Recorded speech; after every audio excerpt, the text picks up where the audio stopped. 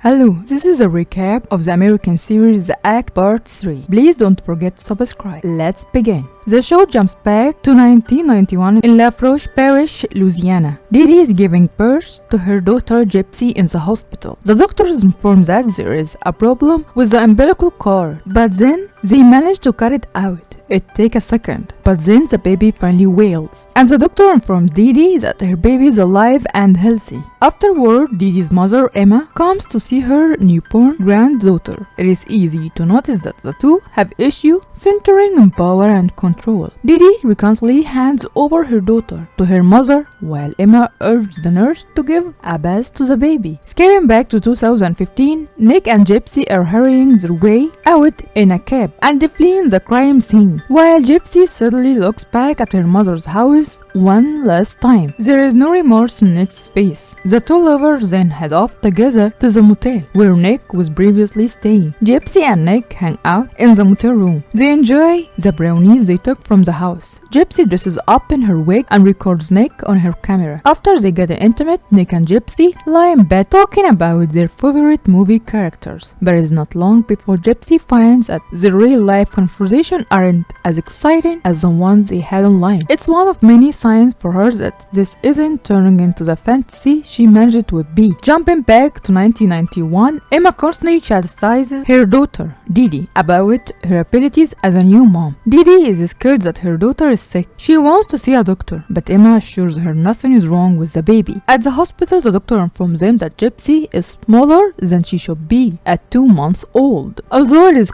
uncommon, the doctor then tells them he will send some supplements for the baby, and Didi has to feed her more to gain weight. Meanwhile, Emma keeps trying to control Didi even at the hospital, which only shows that Didi grew up to be exactly like her mother later in life. In the next scene, Didi's cousin Janet and her two daughters visits her. Janet also lectures on how Didi doesn't need to see a doctor, and she's just being overprotective of her baby. In the present, that is 2015, Nick and Gypsy go to dinner for breakfast after checking out of their motel rooms. As they order their food, the police officers enter the dinner, and Gypsy starts to panic. She suddenly remembers that they still have the knife with them. Nick assures them he will take care of it, but Gypsy fumbles and accidentally drops her anxiety pills. One of the officers notices it, picks it up, and they give it back to her before realizing that the medication was named after Claudia Bratcher, Didi's real name. Thankfully, the officer doesn't notice anything suspicious and walks away. The couple then decided to mail the knife to themselves in Wisconsin to get rid of it later, and Voight secretly checks in the bus station. The show cuts to 1993 and Didi is filming Gypsy, but she is so focused on her daughter that she doesn't hear the knock on the door. It turns out that the police have come to arrest Didi for felony check fraud. As the police handcuff Didi, Emma brings Gypsy into the room to watch her mom taken away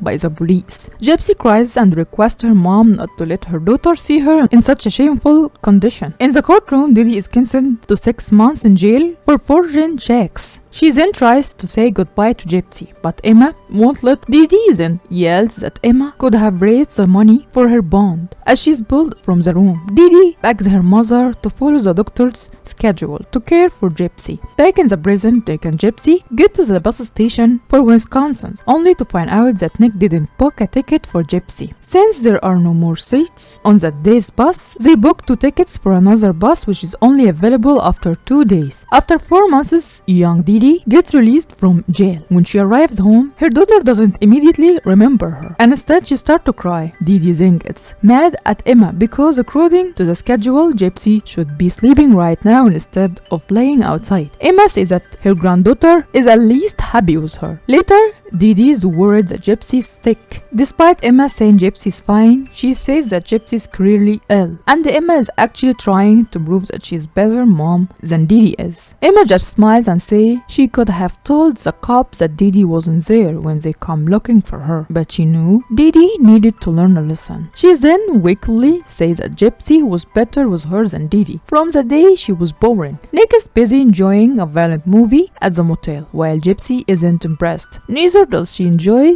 their physical intimacy later. She starts to realize what she's done to get away from her mother was only morally wrong, but also regrets running away with Nick as he is utterly dull and the true sociopath. Skipping back to 1997, Emma's health is deteriorating. Dee Dee seems worried about her, but Emma refused to go to the hospital. Later, a doctor tells Dee Dee that her mother's tolerance to pain isn't working anymore and reveals that Emma only has a few days to live. In the next scene, Emma struggles to breathe while Dee Dee tearfully tells her mom that she loves her and knows Emma always tried her best. But Emma replies that Dee Dee made it impossible for her to live as she takes her last breath. The following day, Gypsy sneaks outside and plays on the trampoline with her cousins. Unfortunately, she falls off and hits the ground hard. She is barely moving as her mother holds her. When Gypsy gets out of the hospital and returns home, it is the first time we see her sit in a wheelchair. Dee Dee urges her to use it until she is strong enough, although it is clear that Gypsy's legs are fine. Fast forward to 2015, Gypsy and Nick head off further on the road trip to Wisconsin. Nick's mom, Casey, picks them up when they got to the bus stop. As they drive, Cassie and Gypsy talk, and it turns out Nick has told his family that Gypsy and her mom were homeless. Cassie starts asking about her mom, promoting Gypsy to have flashbacks. Once at the house, Gypsy meets Cassie's boyfriend, Vince, and gets a brief tour of their home. Gypsy slowly realizes that her Prince Charming's home isn't what she had imagined. The family doesn't have any food in their fridge. She is upset by how rude and weird his parents are. She's shocked when they don't have any medicine, even Pepto-Bismol. Her disappointment continues when Nick shows her his cultured room. Afterward, Gypsy and Nick manage to pull a trick in the supermarket and steal some food. Back at the house, Cassie again brings up Gypsy's mom, which starts affecting Gypsy. She starts to feel bad for leaving her mother dead, where nobody will find her for a long time. She abruptly walks out after having a couple of flashbacks from the day of the murder. Nick follows her, and Gypsy tearfully suggests that they make sure her mom's body is found, saying someone else killed her. Once her mom's body is out, they can live in their old house together. Nick then comes up with an idea to post a message to the shared Gypsy and Dee Dee Facebook page. This would prompt somebody to go to the house and stumble into the crops. The couple then write a post saying that B is dead, thinking that is exactly what a real murderer would say. The show quickly cuts to Lacey, who is home after her long day at work. She immediately sees the post and calls her mother Mel. Gypsy and Nick aren't convinced that many people have seen the post, so they went to grab people's attention. Gypsy then writes another post claiming how the murderer even raped Dee Dee's daughter, but she forgets to turn off the laptop's location. Back at Dee Dee's home, Mel and Lacey call out for her, but there is no response. Lacey then decides to call the cops. Cops are now searching Dee Dee's home. While in Wisconsin,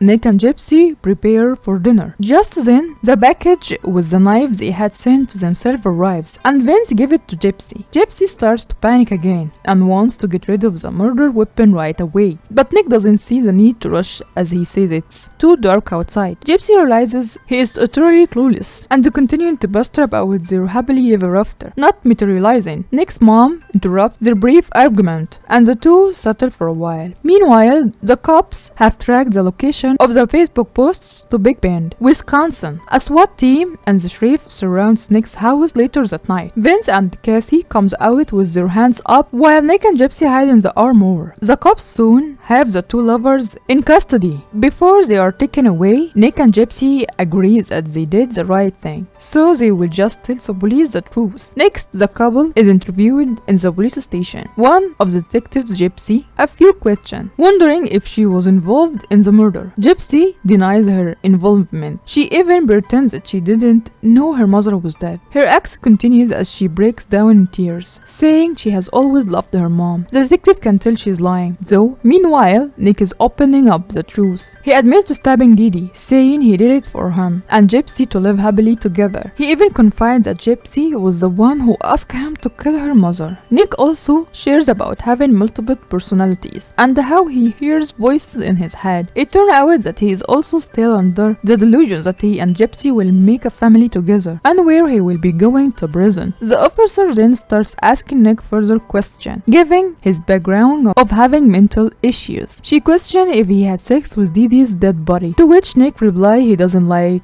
necrophilia. Elsewhere, Nick's mother, Kathy, explains that Nick has a history of mental illness, and his mental age will always be around the age of 15 or 16. She added that she was shocked to see Gypsy act so casual after having her own mother killed. She then called Gypsy a beast, as she is taken aback by Gypsy's lack of emotion. Cassie also laments that her son's mental problems make it hard for him to fully understand what he was doing. The series then shows Dee Dee's face as her corpse lies in the morgue, Gypsy and Nick given their fingerprints and mugshots. In the meantime, Mel and Lacey watch a press conference in which the local sheriff gives an update on the investigation. He shares that they have found Gypsy and she is safe, which is a relief to Lacey and Mel, but they are confused when he contains and say that things are not always as they appear. Later, they see Gypsy walking on her 2 feet into the court for her prosecution, as Mel and Lacey look on from home, completely stunned. Gypsy is informed